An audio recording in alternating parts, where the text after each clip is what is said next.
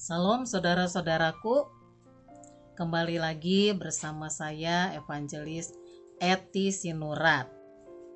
Kali ini kita akan menceritakan kebangkitan Tuhan kita Yesus Kristus.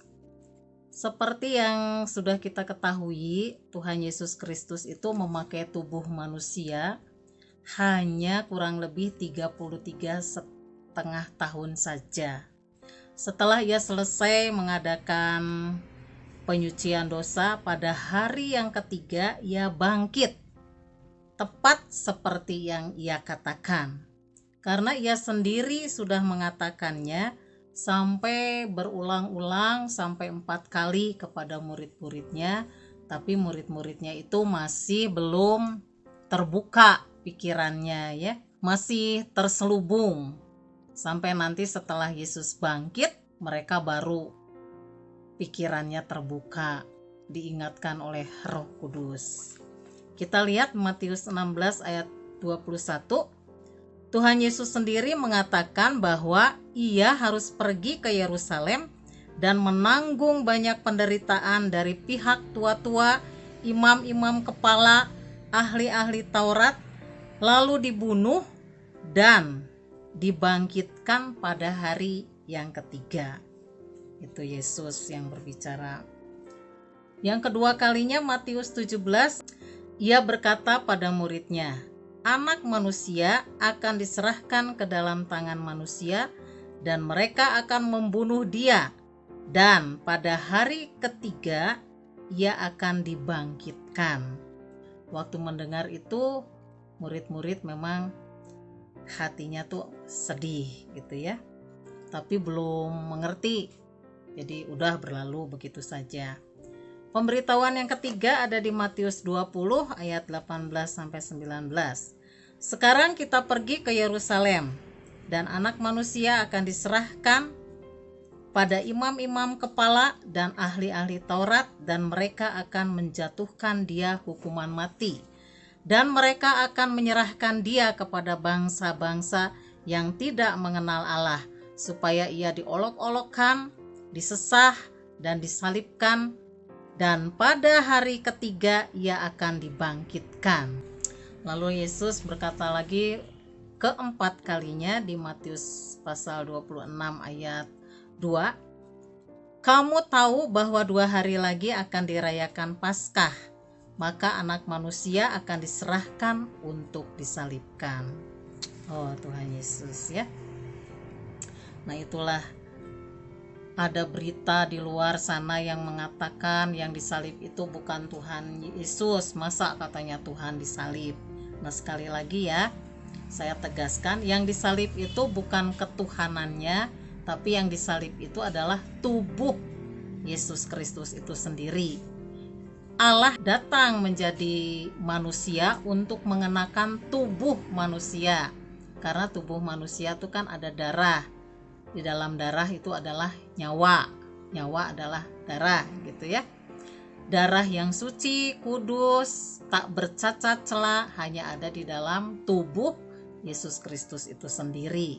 Itulah sebabnya Allah datang menjadi manusia untuk menyerahkan nyawanya. Di kitab Yohanes ada berkata, Bapa mengasihi aku oleh karena aku memberikan nyawaku untuk menerimanya kembali. Tidak seorang pun mengambilnya daripadaku, melainkan aku memberikannya menurut kehendakku sendiri. Aku berkuasa memberikannya dan aku berkuasa mengambilnya kembali. Inilah tugas yang kuterima dari Bapakku. Nah itu ya, jadi Tuhan Yesus itu menyerahkan nyawanya sendiri dan dia mengambil nyawanya sendiri. Jadi dia itu disalib itu bukan karena dia kalah begitu ya, tetapi keinginannya sendiri untuk misi menyelamatkan umat manusia dari segala dosa-dosa, ancaman dosa itu ya. Nah waktu Yesus dikuburkan juga ada saksi. Saksinya itu ialah ada Yusuf dari Arimatea. Yusuf ini seorang yang kaya, dia sudah menjadi murid Yesus dan dia mempunyai kubur yang baru yang diberikannya untuk Tuhan Yesus ini ya. dia serahkan kubur baru. Kubur di orang Yahudi itu di dalam gua, jadi ditutup, ada pintunya, ditutup oleh pintu batu begitu ya, saudara-saudaraku. Lalu ada perempuan-perempuan yang menyediakan rempah-rempah, dan Nikodemus yang sudah menjadi murid Yesus juga. Nikodemus itu seorang pemimpin agama Yahudi ya. Dia membawa mur dan minyak gaharu. Jadi pemakaman Yesus itu ada saksinya. Jadi tidak bisa dibilang oh yang mati itu bukan Yesus. Itu berita yang tidak benar. Karena ada saksi ya, ada yang menguburkannya. Selama dikubur Tuhan Yesus, kuburannya itu dijaga ketat karena orang-orang Farisi, ahli-ahli Taurat itu takut ya. Takut nanti jangan-jangan katanya, karena dia pernah bilang bahwa dia itu akan bangkit pada hari yang ketiga, jangan-jangan murid-muridnya itu mencurinya dari kubur. Nanti dibilang Yesus bangkit katanya gitu ya. Karena ketakutan jadi dijaga dengan ketat oleh para petugas-petugas pemerintah pada saat itu. Tetapi pada hari Minggu pagi ada gempa. Malaikat Allah turun dari langit menggulingkan pintu batu kubur itu. Jadi Yesus bangkit ya. Yesus bangkit mengalahkan maut. Segala yang difirmankannya digenapi oleh dirinya sendiri. Pada hari yang ketiga, yaitu hari Minggu pagi, dia bangkit dari antara orang mati ya, keluar dari kubur. Di kubur dia itu hanya 3 hari 3 malam. 3 hari 3 malam itu dia bukannya tidur di kubur ya, ada yang Yesus kerjakan. 1 Petrus 3 ayat 18 sampai 20 mengatakan, ayat 18, sebab juga Kristus telah mati sekali untuk segala dosa kita. Ia yang benar untuk orang-orang yang tidak benar, supaya ia membawa kita kepada Allah.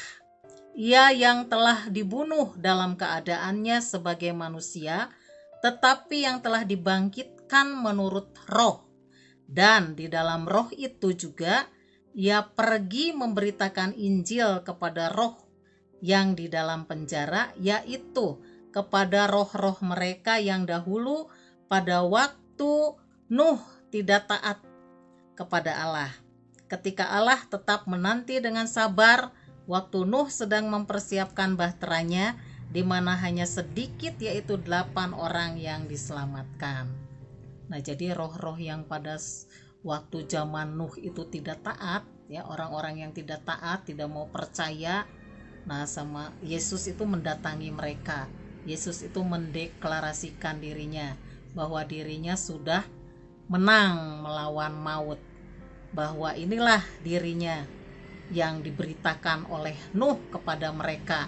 Mereka tidak mau percaya, jadi mereka akan ada di alam maut.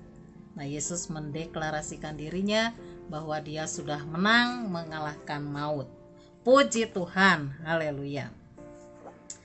Ada lagi saksi-saksi kebangkitan. Waktu penguburannya juga ada saksi. Kebangkitannya juga banyak saksi ya. Di antaranya Yohanes 20 ayat 16, ia menampakkan diri pada Maria Magdalena. Kata Yesus kepadanya, Maria. Maria berpaling dan berkata kepadanya dalam bahasa Ibrani, Rabuni katanya. Artinya guru. Jadi Maria itu waktu dipanggil Maria, dia langsung mengenal suara itu adalah suara gurunya. Di Yohanes 20 ayat 19, ia menampakkan dirinya kepada murid-muridnya. Ketika hari sudah malam pada hari pertama minggu itu, berkumpullah murid-murid Yesus di suatu tempat dengan pintu-pintu terkunci karena mereka takut kepada orang-orang Yahudi. Pada waktu itu datanglah Yesus dan berdiri di tengah-tengah mereka dan berkata, damai sejahtera bagi kamu. Mereka terkejut ya. Jadi tubuh kemuliaan, tubuh kebangkitan, tubuh Yesus yang sudah dibangkitkan itu mulia. Jadi tubuhnya itu bisa masuk ke dalam ruangan, bisa menembus tembok ya, jadi tidak terbatas oleh ruang gitu ya, tubuh kemuliaan. Lalu di lain kesempatan Yesus juga menampakkan diri pada murid-muridnya di danau, di pantai ya, di pantai Danau Tiberias. Yohanes 21 ayat 1, kemudian Yesus menampakkan diri lagi kepada murid-muridnya di pantai Danau Tiberias.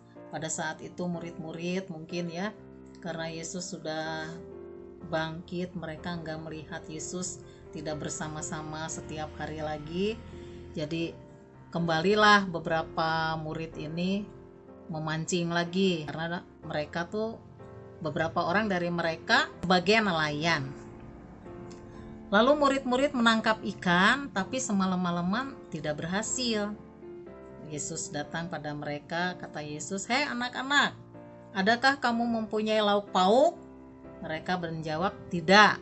Kata Yesus, "Tebarkanlah jalamu di sebelah kanan perahumu, maka kamu akan memperoleh." Lalu mereka lakukan perkataan Yesus dan mereka memperoleh banyak ikan.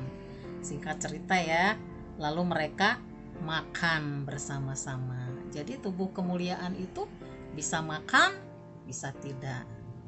Ya, di sini bisa makan. Waktu Tuhan Yesus Kristus menampakkan diri pada ke-12 murid-muridnya, Thomas tidak ada di tempat. Dia tidak percaya. Dia mengatakan, sebelum ia melihat dan mencucukkan jarinya pada bekas lubang paku di tangan dan bekas tombak di lambungnya, dia tidak akan percaya, katanya begitu.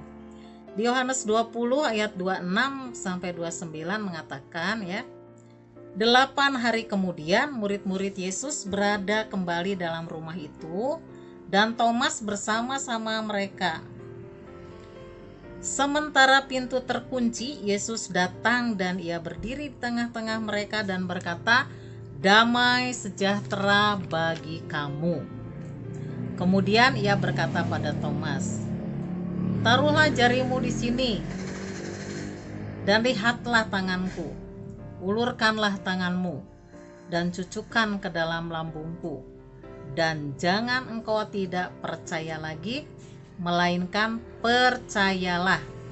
Thomas menjawab dia, "Ya Tuhanku dan Allahku." Kata Yesus kepadanya, "Karena engkau telah melihat aku, maka engkau percaya. Berbahagialah kamu yang tidak melihat, namun percaya." Lalu di satu kesempatan Yesus juga menampakkan diri pada 2 orang murid di jalan ke Emmaus. Lukas 24 ayat 27. Ia menjelaskan apa yang tertulis tentang dia dalam seluruh kitab suci, mulai dari kitab-kitab Musa dan segala kitab nabi-nabi. 1 Korintus 15 ayat 6, sesudah itu ia menampakkan diri kepada lebih dari 500 saudara sekaligus. Di Kisah 1 ayat 3, kepada mereka ia menunjukkan dirinya setelah penderitaannya selesai, dan dengan banyak tanda ia membuktikan bahwa ia hidup, sebab selama 40 hari ia berulang-ulang menampakkan diri dan berbicara kepada mereka tentang kerajaan Allah. Puji Tuhan. Jadi setelah kebangkitannya, dia menampakkan diri berulang-ulang kepada murid-muridnya untuk membuktikan bahwa benar dia itu sudah bangkit dan dia hidup. Pesan Tuhan Yesus pada murid-muridnya di Matius 28 ayat 17 sampai 20. Ketika melihat dia, mereka menyembahnya, ayat 17. Tetapi beberapa orang ragu-ragu. Ayat 18. Yesus mendekati mereka dan berkata, "Kepadaku telah dikaruniakan segala kuasa di sorga dan di bumi. Karena itu, pergilah, jadikanlah semua bangsa muridku, dan baptislah mereka dalam nama Bapa dan Anak dan Roh Kudus, dan ajarlah mereka melakukan segala yang telah kuperintahkan kepadamu. Dan ketahuilah Aku menyertai kamu senantiasa sampai kepada akhir zaman. Puji Tuhan ya. Murid-murid semua menyembah Dia. Ini setelah kebangkitannya. Kepada yang ragu-ragu Dia katakan, kepadaku telah diberikan segala kuasa di sorga dan di bumi. Dengan kata lain, kenapa kamu harus ragu-ragu? Akulah Dia. Begitu ya. Oh Tuhan Yesus. Lukas 24 ayat 51 sampai 53. Dan ketika Ia sedang memberkati mereka, Ia berpisah dari mereka dan terangkat ke sorga. Mereka sujud menyembah kepadanya. Lalu mereka pulang ke Yerusalem dengan sangat bersukacita. Mereka senantiasa berada di dalam bait Allah dan memuliakan Allah. Setelah Yesus memberi pesan ya, amanat agung, menyuruh kita memberitakan Injil kepada seluruh bangsa-bangsa, dan Yesus juga berjanji menyertai kita sampai kepada akhir zaman. Lalu Yesus memberkati dan naik ke surga. Kisah 1 ayat 10 sampai 11 dikatakan, ketika mereka sedang menatap ke langit, waktu Ia naik itu, tiba-tiba berdirilah dua orang yang berpakaian putih dekat mereka dan berkata, "Hai orang Galilea, mengapakah kamu berdiri melihat ke langit? Yesus ini yang terangkat ke sorga meninggalkan kamu, akan datang kembali dengan cara yang sama seperti kamu melihat Dia naik ke sorga." Puji Tuhan, kita mempunyai Tuhan Allah yang hidup dari sorga, karena kasih-Nya turun ke bumi menjadi manusia selama kurang lebih 33,5 tahun, lalu kembali lagi ke sorga. Dia mengatakan Dia menyediakan tempat bagi kita di sorga. Janganlah kita khawatir dan gelisah. Akulah jalan dan kebenaran dan hidup. Tidak ada seorang pun yang datang kepada Bapa kalau tidak melalui aku. Haleluya. Saudara-saudaraku, teman-temanku, apabila Anda setelah mendengar firman Tuhan ini, saya tidak berkata-kata dari diri saya sendiri, saya hanya mengatakan beberapa firman Tuhan supaya kita diingatkan kembali bahwa hanya Yesuslah satu-satunya jalan ke surga, dan darah Yesus Kristus yang sudah menyucikan kita dari segala dosa, yang sudah membenarkan kita, menguduskan kita, mengampuni segala dosa-dosa kita. Semuanya sudah dikerjakan oleh Tuhan Yesus Kristus. Itulah sebabnya pada saat Yesus disalib, Dia mengatakan sudah selesai. Jadi segala apa yang dibutuhkan oleh manusia untuk bisa selamat sudah diselesaikan oleh Tuhan Yesus Kristus sendiri. Bagian kita, apa yang harus kita kerjakan? Yang harus kita kerjakan tuh hanya satu, yaitu percaya.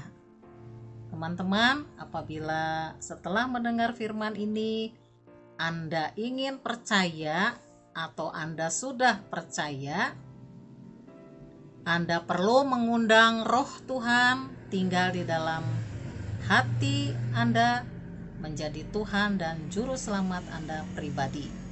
Baiklah, siapa yang rindu, ikuti doa saya bersama-sama. Tuhan Yesus, terima kasih. Ampunilah dosa-dosaku Tuhan.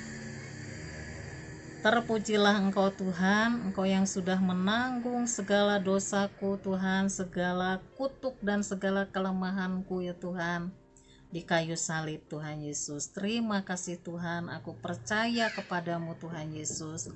Tuhan Yesus, masuklah ke dalam hatiku, menjadi Tuhanku, menjadi juru selamatku secara pribadi, dan pimpinlah aku terus sampai kepada akhir zaman. Di dalam nama Yesus Kristus Tuhan kami bersyukur. Haleluya. Amin. Puji Tuhan.